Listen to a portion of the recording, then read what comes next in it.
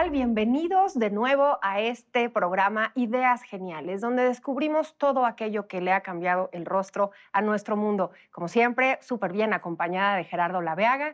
Y en esta ocasión, Gerardo, vamos a hablar de un invento que a mí me parece formidable, fantástico, porque creemos que lo que vemos es todo lo que hay y somos una pequeña parte de ello, lo invisible, cuando descubrimos con el microscopio aquello que está sucediendo en el mundo y que no lo vemos a simple vista.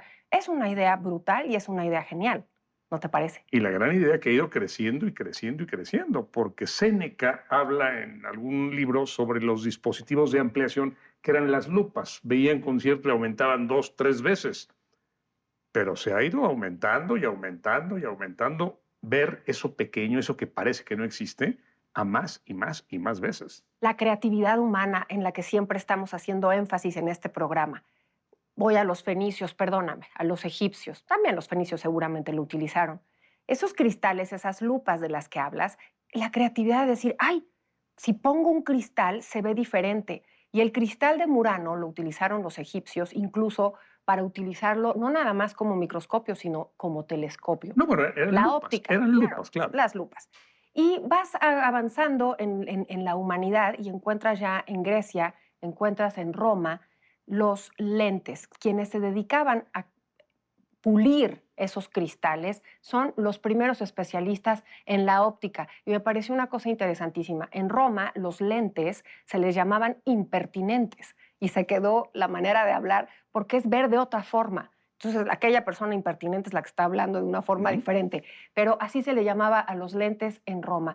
Entonces, una cosa tan práctica, una cosa tan cotidiana como un par de lentes, un par de lupas, se convierten en la gran revolución, Gerardo. Conocer el mundo microscópico es una revolución del conocimiento. Ahora, el microscopio como tal, porque estamos hablando de lupas ahora ciertamente, importantes antecedentes, el primer microscopio quizá lo construyeron el padre y el hijo Hansen, Hans y Zacharias Hansen, holandeses, en 1590. Ponen un lente en una punta de un tubo y otro en Sí. otro, y esto hace que se vean mucho más grandes el concepto.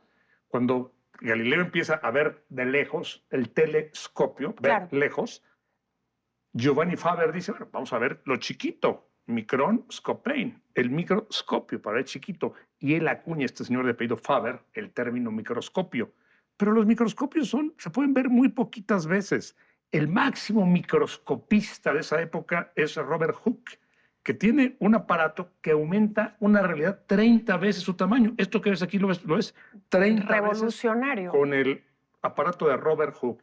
30 veces. Claro. Y a partir de ahí escribe un libro que se llama Micrografía, donde pinta pulgas y pinta semillas y pinta un montón de cosas aumentadas 30 veces. Oye, y aprovechando este invento de los Hansen, estos flamencos, que además era era entrañable porque era casi era artesanal, eran de latón estos cilindros, pero avanzando con Hooke, cuando se dan cuenta que no nada más pueden ver bichitos 30 veces más amplificados, sino que en una gota de agua hay un universo entero, esa es a la revolución de la cual quiero hablar. Pero, y aquí tenemos que mencionar al padre del microscopio, Leeuwenhoek, así lo pronuncian Sí, los holandeses, sí, Leeuwenhoek. exacto.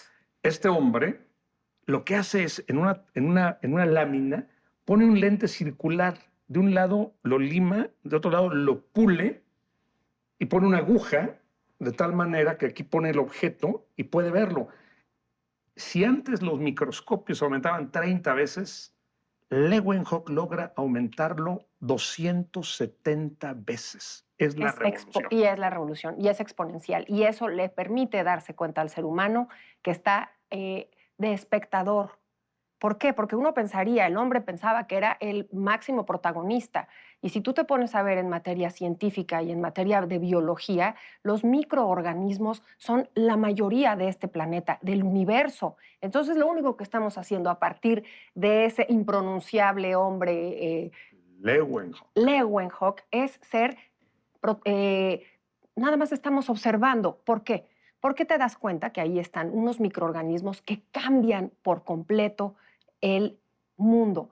Cómo se pudren los organismos, a quién se debe, bacterias, virus, las enfermedades. No se sabía absolutamente nada de ese universo que nos impactaba de manera son nuestros depredadores. El ser humano Pero encuentra fíjate, en ese microcosmos a su depredador. sí, sí, sí. Pero fíjate que no es Leeuwenhoek quien se da cuenta de esto. Leeuwenhoek es el gran creador, Sí. escribe a la Royal Academy, la Royal Academy que lo nombra miembro honorario, mandan a una persona a Holanda desde Londres a ver lo que está haciendo, quedan sorprendidísimos. Es el primero que ve a los espermatozoides en su microscopio, que es una tablita, ve a los cloroplastos, ve un montón, y en una gota de agua ve millones y millones de bichitos que se están moviendo, pero no tiene la imaginación para entender qué son y qué hacen y qué provocan. Por eso hay que esperar un poco más. Todavía hay que esperar, pero estamos hablando de un siglo maravilloso, ese siglo que la curiosidad, los gabinetes, la investigación, eh, en un experimento de ver a una abeja se encuentra que sus ojos de las abejas, los ojos de las abejas y los ojos de las moscas están llenos de células. Esa es la primera vez que en la humanidad se empieza a hablar de las células como pequeñas partículas de un todo. Eso, Estábamos por descubrir. eso creo que se le debe a Hawke, que veía Sí, sí, en fue una Hawke. plancha de corcho, veía Tal cual, esas celdas, las células. Pero los ciertamente así insectos. es. Cuando se aumentan estos hasta 30 veces se ven muchas cosas. Pero ahora imagínate aumentarlo 270 veces. Es una gran revolución y es cuando te das cuenta que el mundo que sucede microscópicamente es el que da la batuta de lo que te está pasando fuera. Ahora, ¿quiénes van a darle sentido? Gentes con más imaginación que Leeuwenhoek. Luis Pasteur. Luis Pasteur, cuando lo llaman a consultar sobre una enfermedad que tiene el vino se está pudriendo, está vinagrando. Luis Pasteur empieza a ver y dice, estos no son inofensivos. Luego les llamaba animálculos, eran los animales chiquititos que se movían y crecían y daban vueltas. Pasteur dice, no, es otra cosa. Y esto está provocando que el vino se avinagre. Claro. Y más adelante va a decir, esto está provocando que la seda se eche a perder, porque también lo mandan llamar a Luis Pasteur Claro. para que vayan a ver a la seda. Leeuwenhoek era una estrella máxima en Holanda. Lo fue a visitar Pedro el Grande, lo fue a visitar la reina Ana de Inglaterra. Una verdadera personalidad. Pero Pasteur es el que dice, estos son dañinos, son nuestros amigos y nuestros enemigos, cuidado. Nuestros depredadores. Y de la mano, con ese adelanto de poderlos observar, entonces podías atacarlo. Y la pasteurización es subir la temperatura para aniquilar a esos microorganismos. Exacto. Y es el boom, es un antes y un después en la ciencia. La pasteurización, la medicina y una cosa importantísima. Se me fue la palabra, Gerardo, cuando tú esterilizar los seres humanos, porque la medicina y las operaciones venían de siglos atrás, pero ¿por qué se morían los pacientes? ¿Por qué el postoperatorio era tan terrible? O las mujeres cuando tenían a los hijos, ¿no? Era más antiguo que el agua. Por esos microorganismos. Y se da cuenta Pasteur que la esterilización de todo aquello que tocaba el cuerpo humano era la clave para no morir. Y entonces es un brinco en la humanidad de que ahora vivimos muchísimo más. Claro. Justamente por haber encontrado a los invisibles a través de un microscopio. Y va a ser Robert Koch el que va a descubrir más adelante, por ejemplo, el bacilo de la tuberculosis, que era la enfermedad que mataba a todo el mundo. Terrible. Dice, claro. Esto está ahí. Siempre quedó muy frustrado Koch porque no encontró la cura contra la tuberculosis, encontró la vacuna para prevenir. Pero ya que tenías tuberculosis, dice, ¿qué hago? Y no había forma, por más que matara y calentara y enfriara. Y murió frustrado por eso. Digo, Koch es uno de los monstruos de la ciencia, igual que Pasteur, alemán. Descubre el bacilo de la tuberculosis, descubre la vacuna. Pero sí, ciertamente, son estos los señores que van a interpretar lo que descubrió este célebre holandés Leeuwenhoek. Y en el siglo XX, Gerardo, la tecnología, los adelantos científicos, lo eléctrico. Se revoluciona una vez más en el siglo XX, en la década 20-30, cuando unos estadounidenses y un inglés le ponen electricidad a esos microscopios. Y entonces es una maravilla porque es exponencial. Incluso llegamos a hablar de millones de veces de amplificar una imagen. Y todo eso es siglo XX con la electricidad. Bueno, millones es un decir. La verdad es que un microscopio óptico logra 1000 veces. 1000 veces. Oye, después de los 270 de Leeuwenhoek, me emocioné y me fui con el telescopio. Pero ojo, el microscopio electrónico de barrido hoy se aumenta hasta 1.000.000 de veces. Bueno, pues hasta ahí está. 1.000.000. Ahora, pensemos un poco en las proporciones. ¿Ustedes saben lo que es un nanómetro? Es la millonésima parte de 1 milímetro. Tomen una regla y vean los centímetros. Los milímetros son las rayitas que están entre cada centímetro. Un metro tiene 1000 milímetros. el nanómetro es la millonésima parte de un milímetro. Increíble. Y hay virus y bacterias que miden 20 nanómetros. 20 nanómetros. Un nanómetro es, repito, la millonésima parte de un milímetro. Necesitamos un microscopio para aumentar y tintes y haces de Contrastes, luz absoluto. y un Bueno, montón de técnicas para verlo. y eso es para ver el microcosmos. Ahora, los telescopios es todo lo contrario, porque entonces todo es relativo. Nuestro tamaño, el tamaño de la Tierra, el tamaño de un microbio, el tamaño de lo que estás explicando, contra lo inmenso y lo brutal que es el universo. También hay instrumentos para medir y es el telescopio. El telescopio y el microscopio es más o menos la misma función, pero viendo hacia afuera. También magnificar esa imagen. Ahora, hay muchas cosas que no vemos, que casi deducimos o imaginamos. Por ejemplo, las partículas subatómicas. Sí. Podemos decir, bueno, el átomo tiene protones, neutrones, electrones, pero esos no los vemos. Simplemente decimos, bueno, si hay una carga eléctrica que llega, que choca, que rebota, tiene que ser positiva, luego una negativa, pero tiene que haber una neutra para que operara.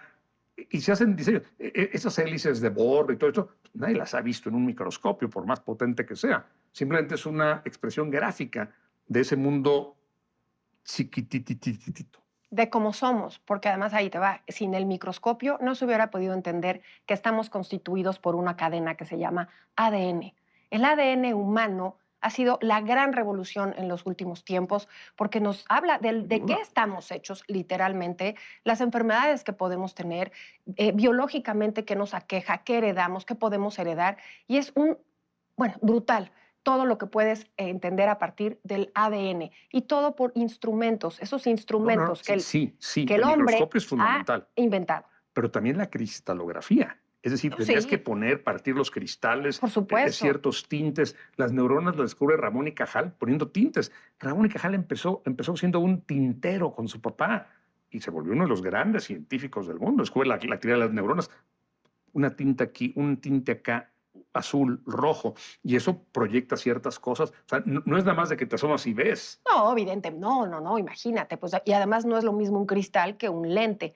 A mí todavía me sigue fascinando el tema de unos anteojos que tienen ahora esas tecnologías bifocal, transicional, o sea, la luz van cambiando de color, lo que necesita el ojo.